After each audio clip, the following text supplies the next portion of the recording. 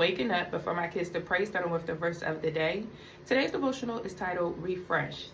What's happening, everyone? It is December 2nd, 2025, and we're going to hop right into devotional as it leads us into the verse of the day.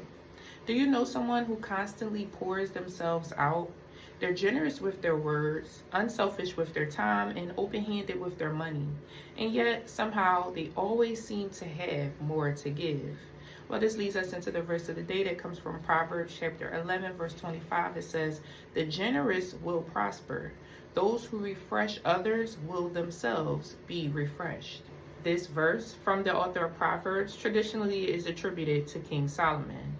King Solomon knew a thing or two about generosity. In fact, scripture tells us King Solomon was greater in riches and wisdom than all the other kings of the earth.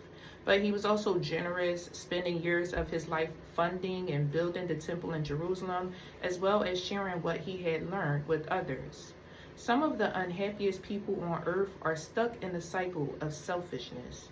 But if you've ever been generous with your life, whether you've given financially, contributed your expertise, invested your time, opened up your home, or offered spiritual, emotional, and physical support, you know from experience that those who refresh others themselves will be refreshed. Of course, we shouldn't give to get, and we must also apply God's wisdom when it comes to setting boundaries and avoiding burnout.